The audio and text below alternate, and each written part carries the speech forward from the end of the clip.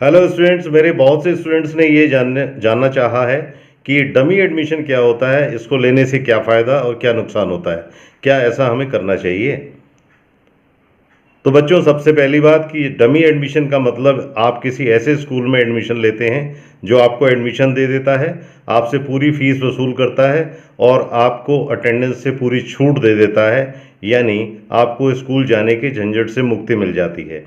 तो इससे फ़ायदे क्या क्या होते हैं। पहला फ़ायदा ये है कि आपको पूरा समय अपनी पढ़ाई के लिए मिल जाता है।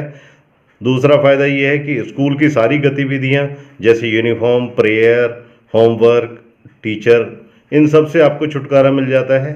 आप अपने डिस्पोजल पर अपनी पढ़ाई कर सकते हैं। सिलेबस को समय से ख़त्म करने की बाध्यता ख़त्म हो जाती है।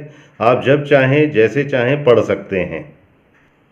कॉम्पिटिटिव एग्जामिनेशन जैसे नीट या जेई या कोई और, इनके तैयारी के लिए कई बच्चे इस तरीके को बहुत अच्छा मानते हैं, लेकिन ये तरीका सिर्फ उन्हीं बच्चों के लिए अच्छा होता है या हो सकता है जो बहुत ज़्यादा डिसिप्लिन होते होंगे। और अब सुनिए इसके नुकसान क्या क्या होते हैं। पहला नुकसान ये है कि आपका जो पढ़ाई का डिसिप्लिन होता है, एकेडमिक डिसिप्लिन, वो ख़त्म हो जाता है। आपके ऊपर कोई रोक टोक नहीं होती।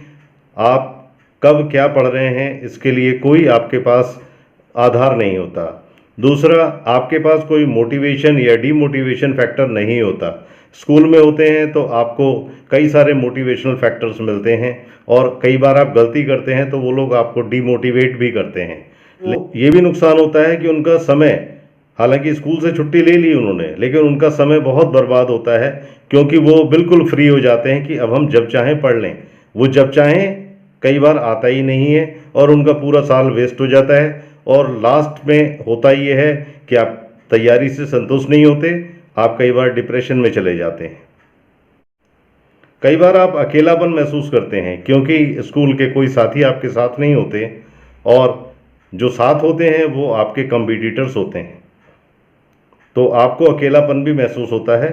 स्कूल के अंदर बहुत सारी एक्टिविटीज़ होती हैं जहाँ पर पढ़ाई के साथ साथ आपका अन्य प्रकार की जो गतिविधियाँ हैं उनसे आपका मन लगा रहता है और पढ़ाई में विविडनेस आ जाती है।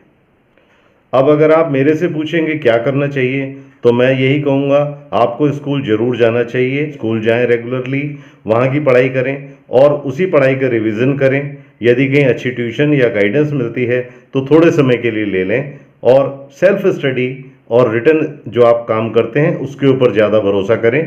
इससे बढ़िया तैयारी और आपकी कोई नहीं करा सकता। आप अपनी तैयारी खुद जितने बेहतर ढंग से कर सकते हैं उतना और कोई आपकी तैयारी नहीं करवा सकता। इस बात को अच्छे से समझ लें।